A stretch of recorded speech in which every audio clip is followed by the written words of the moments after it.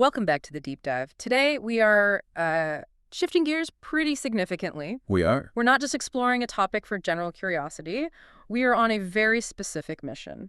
We've got a stack of heavy hitters on the virtual desk today. Miller's Anesthesia, Morgan and Mikhail, Harrison's, Robbins, even Guyton's Physiology. The classics. And we're doing this with a very specific listener in mind, the MD Anesthesiology exam candidate, and we're tailoring this specifically for the rigors of the Gujarat University exams. That's absolutely right. This Yep. isn't a casual chat about heart health. This is a high-yield, exam-focused dissection of the absolute bread and butter of cardiac anesthesia. Okay. We are talking about ischemic heart disease, myocardial infarction, congestive heart failure, and the anesthetic management of revascularization. We're going to really focus in on the hemodynamic roller coaster of off-pump CABG. The big five, as you call them. Exactly. If you are sitting for your MD finals, you will face these topics. There's just no way around it. Whether it's a long case, a short case, or a grilling in the Viva, you cannot escape the ischemic heart.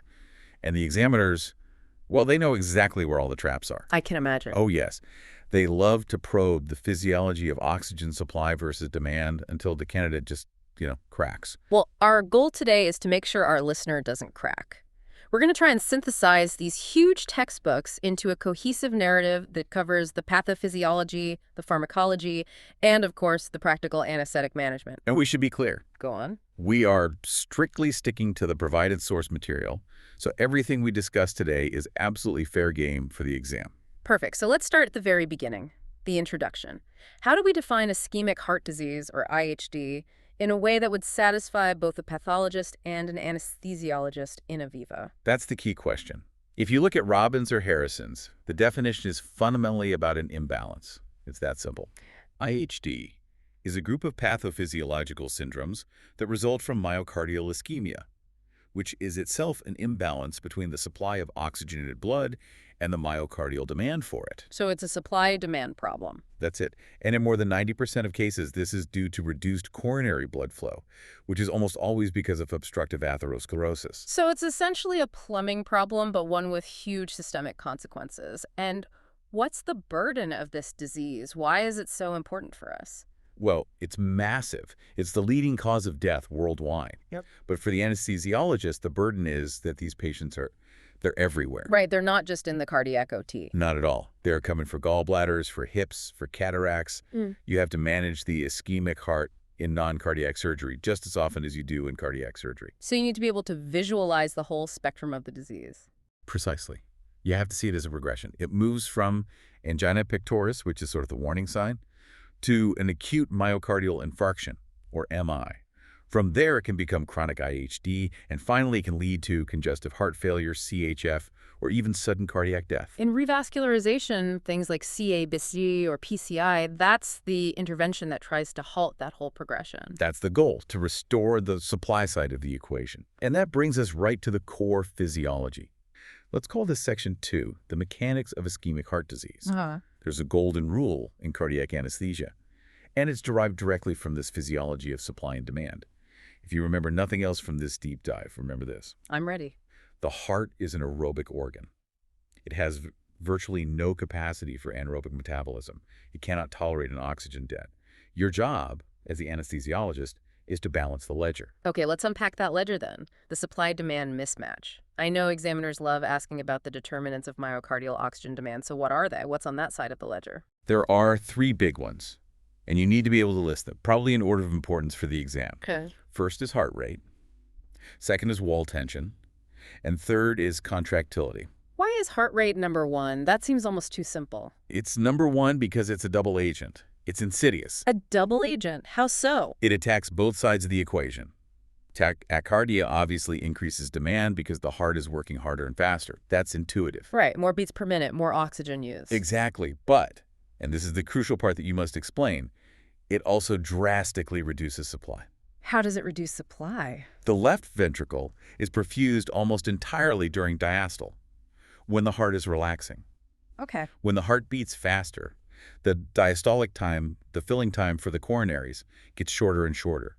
So you have a situation where the heart needs more oxygen, but it has less time to receive it. That's a classic vicious cycle. It is. That is why tachycardia is the #1 enemy in IHD. It's a supply and demand nightmare. Wow. Okay, so keep them slow. Now, what about the second one? Wall tension. I'm looking at a formula here in Morgan and Mikhail that's giving me flashbacks to physics class. Ah, yes. You mean LaPlace's law. That's the one. You must be able to quote this. Don't be intimidated by it. It's T equals P times R divided by 2H. Okay, T equals PXR2H. Can you break that down for us in plain English? Of course. Wall tension, which is TE, is what the muscle fibers have to generate to produce pressure. It's directly proportional to the pressure, P, inside the ventricle, and the radius, R, of the ventricle. So a bigger heart with higher pressure has more tension. Precisely. And it's inversely proportional to wall thickness, H. A thick, hypertrophied wall can spread that tension over more muscle, so each fiber works less. So what does that mean clinically? In plain English, a dilated heart one with a big radius has to generate much more tension to pump than a normal-sized heart, even at the same blood pressure. And more tension means more oxygen consumption. That's the link. This is why a dilated, failing ventricle is so metabolically inefficient. It's working incredibly hard just to hold its own shape before it even ejects any blood. So slow and small. What about the supply side of the ledger? What determines that? Supply is also determined by three main things. First, and most obviously coronary blood flow, or CBF. Second, the oxygen content of the blood itself, so your hemoglobin and your saturation. Right. Anemia or hypoxia would be bad. Very bad. And third, and this is critical for us, is the coronary perfusion pressure, the CPP. Which isn't the same as the mean arterial pressure? No, and that's a common trap. For the left ventricle, that perfusion pressure is the difference between the aortic diastolic pressure and the left ventricular end diastolic pressure, or LVEDP. So it's diastolic pressure minus the pressure in the ventricle when it's full. Correct. If your diastolic BP is low, or your LVEDP is high like in heart failure, your perfusion pressure gets squeezed from both ends. So the anesthetic relevance here is just, it's screamingly obvious. It is. The goal is to keep the heart slow for a long diastole, small for low wall tension, and well perfused, which means maintaining a high diastolic pressure and a low LVEDP. Slow, small, and well perfused. That's a great summary. If you can manage those three things, you can manage almost any ischemic heart. Okay, let's move on to section 3, angina pectoris. This is the clinical manifestation of that imbalance. Harrison's breaks this down into 3 main types. Right, and you need to know the definition and pathophysiology of each. First, you have stable angina. Stable. The name implies predictability. And that's exactly what it is. It implies a fixed stenosis in a coronary artery, usually greater than 70% of the lumen. It occurs with exertion climbing stairs, running for a bus, when demand outstrips that fixed supply. And it goes away with rest. It's relieved by rest or nitroglycerin, which reduces both preload and afterload, decreasing demand. Okay, that's straightforward. Then we have unstable angina. Now we're in dangerous territory. Unstable angina is often called crescendo angina. It's a change in the pattern. It's angina that occurs with less and less exertion, or even at rest. What's happening in the artery to cause that change? Pathophysiologically, this signals a plaque disruption. So the plaque itself has changed. Yes. A fissure or a rupture has occurred in the atherosclerotic plaque, leading to some platelet aggregation and a partial non-occlusive thrombus. It is a massive warning sign. It is a harbinger of an imminent MI. And there's a key exam trap here, isn't there? Differentiating unstable angina from an NSTEMI. Yes, a huge trap. They present very similarly.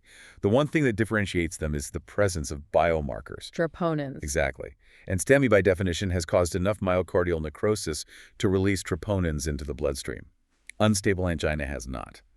The ischemia is severe, but it hasn't yet caused cell death. So same mechanism, plaque rupture, but different outcome, at least initially. Correct. One has necrosis, the other does not. What's the third type? The third type is the odd one out. It's variant, or Prinzmetal angina. What's different about this one? It's not caused by a fixed stenosis or a plaque rupture.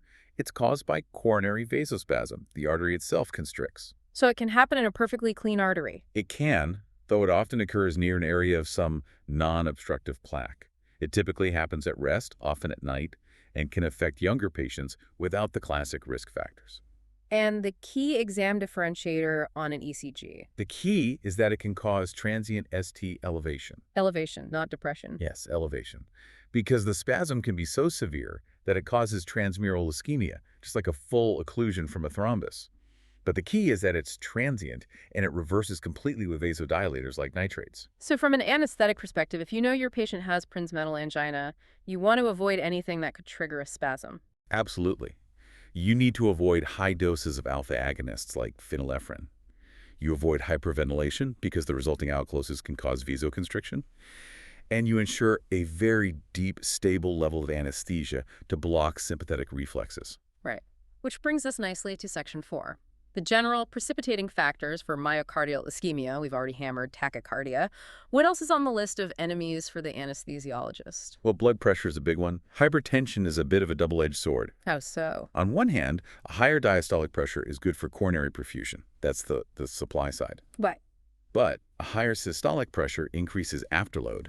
It increases wall tension, according to LaPlace's law, all of which increases demand. So you're robbing Peter to pay Paul. And hypotension? Hypotension is purely bad. There's no upside. It just drops perfusion pressure and starves the heart. It's an emergency. What else? We mentioned hypoxia and anemia. Right. Those directly reduce the oxygen content of the blood, the CaO2. Even with perfect blood flow, if the blood isn't carrying enough oxygen, you'll get ischemia. Which is why we worry about a certain hemoglobin level. Exactly. There's a critical hemoglobin threshold, usually around 7 to 8 GDL, where oxygen delivery becomes supply dependent. Below that, the heart has to work much harder to compensate. But there's one factor that we as anesthesiologists have almost total control over. And that is pain and stress. Because of the sympathetic surge? Yes. Laryngoscopy, surgical incision, inadequate analgesia, all of these cause a massive release of catecholamines. That drives the heart rate up, blood pressure up, contractility up. It creates a hyperdynamic state that a diseased ischemic heart simply cannot handle. So good. Deep anesthesia and effective analgesia are literally cardioprotective. They are not a luxury. They are a cornerstone of safe anesthetic management in these patients. Okay. Now let's escalate things. Section 5. Myocardial infarction. We've defined it as necrosis, cell death. What is actually happening at the cellular level, according to Robbins? It's a very dramatic sequence of events. Yeah. It usually starts with that vulnerable atherosclerotic plaque we talked about. Yeah. For some reason, stress, inflammation, it ruptures. Okay. The cap tears open. And this exposes the highly thrombogenic subendothelial collagen to the bloodstream. Platelets see this, and they go absolutely haywire. They think there's a hole in the vessel. Exactly. So they aggregate, they release granules like thromboxane A2 and ADP, which call in more platelets, and they initiate the coagulation cascade. You get a thrombus, a blood clot. And the outcome depends on that thrombus. It does.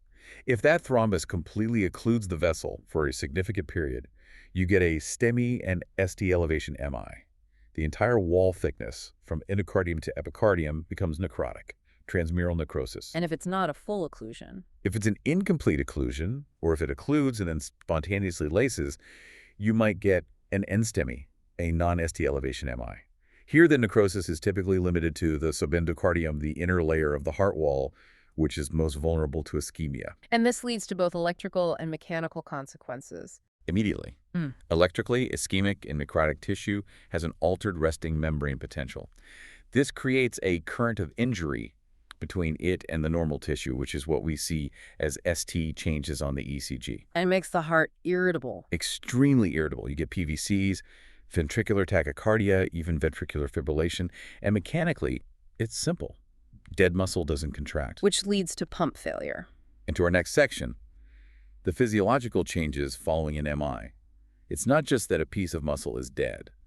The remaining living muscle is also affected. Right, and section 6 here highlights a term I've heard a lot. Myocardial stunning. What is that exactly? Yao and Artuzio makes a big deal of this, and for good reason. Stunning is a reversible mechanical dysfunction that persists after reperfusion. So the blood flow is back, the artery is open. The flow is back, but the muscle is, for lack of a better word, drunk. It's not contracting properly. It's been hit by a wave of free radicals and calcium overload during the ischemic period, and it needs time to recover. How is that different from necrosis? Necrosis is dead. It will never recover.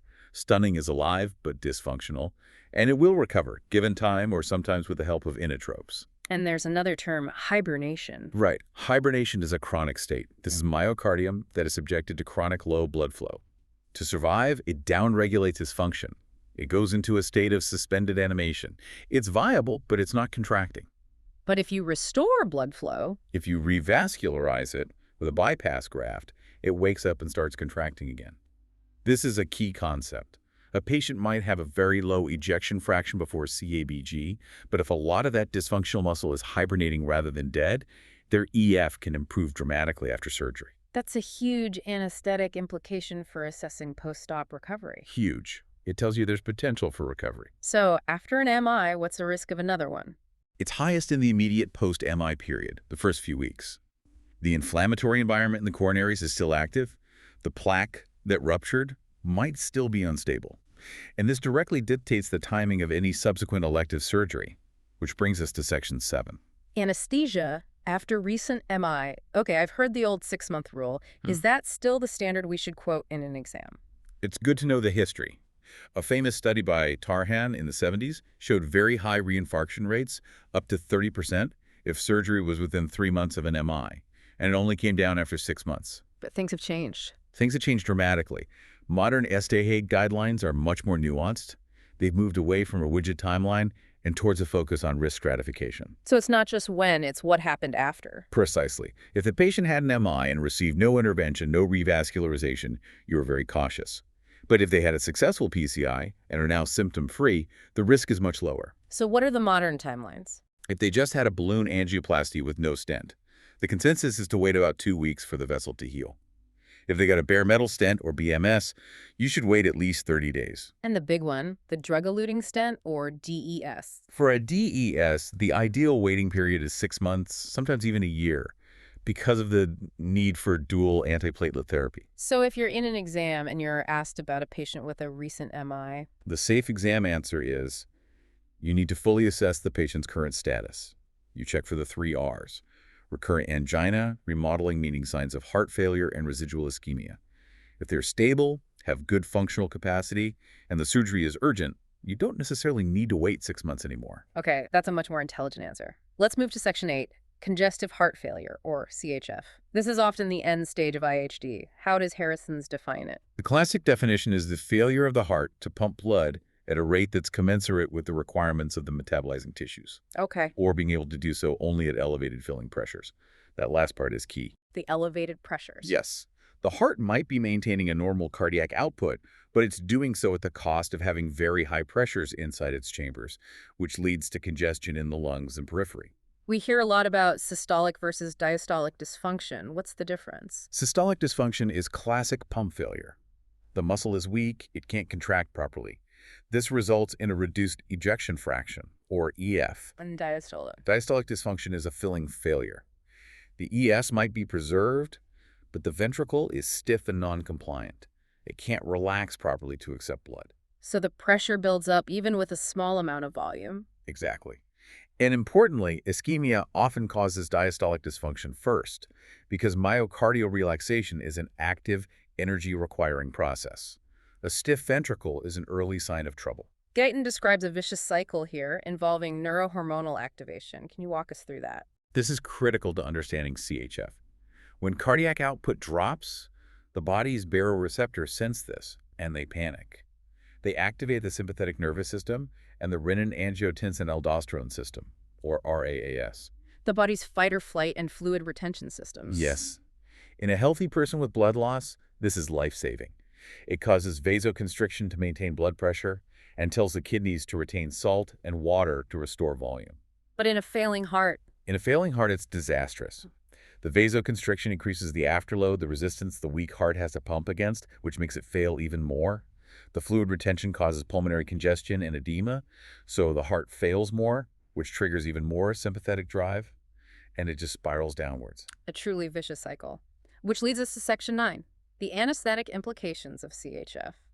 What are the big things we need to worry about? The implications are severe. First and foremost, you're dealing with a patient with drastically reduced cardiac reserve. Meaning they can't respond to stress. Exactly. They cannot increase their cardiac output in response to surgical stress, blood loss, or sepsis.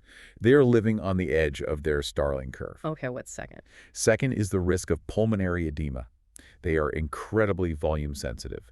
A little too much IV fluid can easily tip them over the edge into florid pulmonary edema. You have to be so careful with the fluids. Ridiculous. And third is drug sensitivity. A failing heart often relies on a high baseline sympathetic tone just to keep going. If you give an induction agent that blunts that tone, like propofol, they can crash precipitously. The blood pressure can just vanish. So what are our anesthetic goals for a patient with CHF? The mantra is maintain preload, but don't overload. Reduce afterload to help forward flow. And critically, maintain contractility. You want to avoid myocardial depressant drugs if at all possible. Let's touch on Section 10, the medical management. We see these patients on beta blockers, nitrates, ACE inhibitors. What's our approach on the day of surgery? Anesthetically, the general rule is to continue the chronic cardiac medications, especially beta blockers. Why especially beta blockers? Because, as KD Tripathi points out, abrupt withdrawal causes a rebound sympathetic overactivity. Tachycardia, hypertension is very dangerous. So continue the beta blocker. We also continue nitrates. What about ACE inhibitors, or ARBs? That's a bit more controversial. There's a risk of profound vasopressin-resistant vasoplegia if you take them on the morning of surgery. Many anesthetists prefer to hold that morning dose. Okay. Section 11 mentions thrombolytic therapy. This seems less common now with primary PCI, but still relevant for exams. It is. If a patient comes for surgery and they received a thrombolytic, like streptokinase or TPA, for an MI, you have to realize they are in a profound fibrinolytic state. They are a massive bleeding risk. So you postpone. You postpone any non-emergent surgery for at least 24 hours, and preferably longer, until their coagulation system has normalized. You cannot safely operate on someone who can't form a clot. Right. Now, sections 12 and 13, this is a huge topic. PCI and stents. We mentioned the stent trap earlier. It bears repeating, because it is probably one of the most tested and most clinically important topics. The anesthetic implication of a coronary stent is dual antiplatelet therapy, or DAPT. Aspirin plus AP2Y12 inhibitor like clopidogrel. Yes. And Miller states it very clearly. The premature cessation of DAPT is the single biggest risk factor for stent thrombosis. Which is a catastrophic event. It's basically a guaranteed MI, often fatal. So here's the exam question. A patient with a drug-eluting stent placed 2 months ago comes for an elective hernia repair. Do you stop their Plavix? And the answer is? The answer is an emphatic no. You postpone the surgery. What if a surgery is urgent, a perforated appendix? Now it's a different game. Now you have a multidisciplinary meeting with the surgeon and the cardiologist. You have to weigh the bleeding risk of continuing DAPT against the thrombotic risk of stopping it. What's the usual compromise? Usually, if you absolutely have to operate, you continue the aspirin throughout, and you hold the clopidogrel for the shortest possible time, maybe 5 days. But you accept that this is a very high-risk situation. You never, ever stop these drugs blindly. That's a critical take-home point. Let's move to a preoperative assessment. Section 14. We've talked about history, but what about functional capacity? This is the concept of METs, or metabolic equivalence. It's a simple but powerful tool. 1 MET is the oxygen consumption of a person at rest. And you ask the patient about their daily activities. Yes. Can you walk around the house? That's about 1 MET. Can you climb 1 flight of stairs without stopping? That's about 4 METs. And why is that 4 MET number so important? Because the ability to achieve 4 METs suggests a reasonable cardiac reserve. If a patient can do that, their perioperative risk of a major cardiac event is much, much lower. If they get chest pain or shortness of breath just walking to the bathroom, they're extremely high risk. It's often more predictive than a resting ECG. So after we've assessed them, we get to section 15, pre-op optimization. When do we say, no, we have to postpone this surgery? There are a few absolute indications to postpone an elective case. One is decompensated heart failure. The patient is short of breath, has crackles in their lungs, pitting edema. You must treat the CHF first. What else? 2 is unstable angina. That's a ticking time bomb. And 3 is a recent MI within those guideline windows we discussed. These conditions are just too high risk to proceed. So you optimize what you can. You treat the CHF with diuretics, treat any anemia, get the heart rate control. Exactly. You get the patient into the best possible shape before they face the stress of surgery. Okay, let's go into the operating theater. Sections 16 and 17, intraoperative anesthetic management. Let's start with induction. The mantra for induction in a sick cardiac patient is slow and smooth. Why slow and smooth? Because your biggest enemy is the sympathetic response to laryngoscopy and intubation. That surge of catecholamines can cause dangerous tachycardia and hypertension, so you want to blunt that response. How do you do that? With a careful, balanced technique, often using high-dose opioids like fentanyl, intravenous lidocaine, maybe a small dose of a beta blocker like esmolol, just before you put the laryngoscope in. And what about the choice of induction agent? You have to be cautious. Propofol is a potent vasodilator and can cause hypotension. Etomidate is more hemodynamically stable, which is why it's popular, though it has its own issues. You avoid agents like ketamine, which cause tachycardia, or muscle relaxants like pancuronium, which also increase heart rate. What about monitoring beyond the standard? A 5-lead ECG is mandatory. You need to be able to monitor the standard lead 2 for the inferior wall, which is often the RCA, and a precordial lead like V5 for the anterolateral wall, the LAD territory. You're looking for ST segment changes. And invasive monitoring. An arterial line is essential in any unstable patient. You need beat-to-beat blood pressure monitoring. And the gold standard for detecting ischemia intraoperatively is a transesophageal echo, or T. Why is T the gold standard? Because a regional wall motion abnormality, or RWMA, appears on the echo screen before you see any ECG changes. The muscle stops contracting properly the instant it becomes ischemic. The T sees this in real time. Wow, that's a powerful tool. It's the ultimate cardiac monitor. Okay, now let's get into the real deep water. Section 18, off-pump coronary artery bypass, or OPCA. First, can you define it for us? Sure. Standard CABG is on pump. It uses the heart-lung machine, or cardiopulmonary bypass. The heart is stopped, arrested with potassium, and the surgeon operates on a still, bloodless field. And off-pump. OPCAB is beating heart surgery. The surgeon operates on the coronary arteries while the heart is still pumping and supporting the circulation. What's the advantage of doing that? It sounds incredibly difficult. The main advantage is avoiding the cardiopulmonary bypass machine itself. The machine is known to cause a systemic inflammatory response, and it carries a risk of air or particulate emboli, which can cause stroke. So potentially fewer systemic complications. That's the theory. The limitation, as you said, is that it's technically much more demanding for the surgeon, and it can be hemodynamically very unstable for the patient. Right, and that's our job. Sections 19 and 20, anesthetic management and the hemodynamic challenges in OPCK. The surgeon needs to get to the back of the heart to graft the circumflex artery. What do they have to do? They have to lift the heart out of the pericardial sac. They verticalize or enucleate the heart.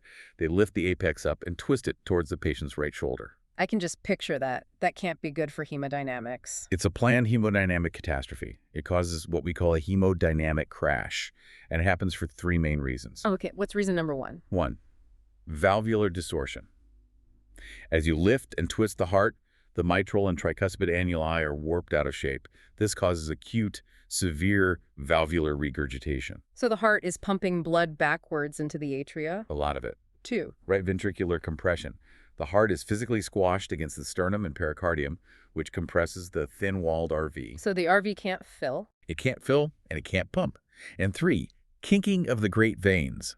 The superior and inferior vena cavae get kinked as the heart is displaced, which drastically reduces venous return to the heart in the first place. So stroke volume just absolutely It plummets? falls off a cliff. The blood pressure can drop to 40 or 50 systolic if you're not prepared. So the anesthetic management here has to be completely anticipatory. What do? You have 3 main strategies. First is position. You put the patient in a steep Trendelenburg, or head-down, position. This uses gravity to try and force venous return back to the heart. Okay. Second is fluid. You need a full tank. You volume load the patient before the surgeon lifts the heart. You want to maximize preload. And third? Third is pressors. You have a potent vasopressor like sanfilipine or norepinephrine already connected and ready to go. You need to aggressively maintain diastolic blood pressure to ensure the other coronary arteries remain perfused during this period of low cardiac output. And all this is happening while the surgeon is trying to sew a tiny graft onto a moving target? Exactly. And during the actual grafting, they have to temporarily occlude the coronary artery they're working on. So you have to watch the ECG and the TE like a hawk for signs of acute ischemia in that specific territory. It's a very intense period of management. Okay, let's assume we get through it. Sections 21 and 22, postoperative and ICU care. The patient is now in the ICU. What are the main goals? The goals shift a bit. First is pain control. We mentioned it before, but now it's even more critical. Post-sternotomy pain is severe, and if you don't treat it, the patient's sympathetic drive will be sky high. And that means tachycardia. Tachycardia, hypertension, and a huge risk of ischemia or graft failure. So excellent analgesia, often with a multimodal approach, is essential. What's the next big thing to watch for? Shivering. This is a classic exam question. Miller states that shivering can increase the body's metabolic oxygen consumption by up to 400 or 500%. That's an incredible increase. It's a disastrous stress on a heart that's just been revascularized. You have to treat it aggressively.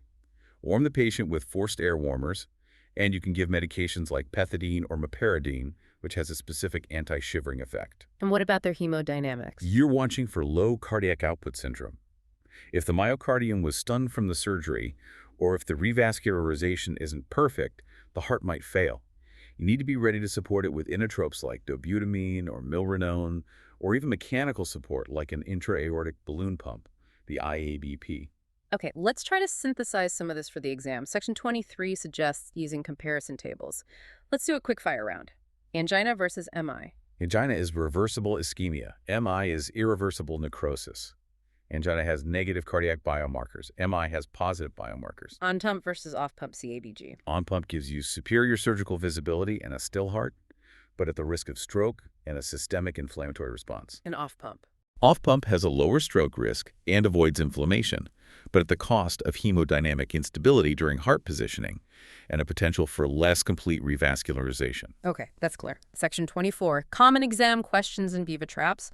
We've hit a few, but give us another classic trap. Okay, here's one, the heparin trap for OPCAB. Go on. The examiner asks you, the surgeon wants to do this case off-pump. Do we need to give any heparin? And the tempting student answer is? No, because we aren't going on the bypass machine. And the correct answer? That's wrong. The correct answer is yes, you still need systemic anticoagulation, usually a lower dose, aiming for an ACT of around 300 seconds. Why? Because the surgeon is still clamping and manipulating coronary arteries, there's a localized risk of thrombosis on the suture lines.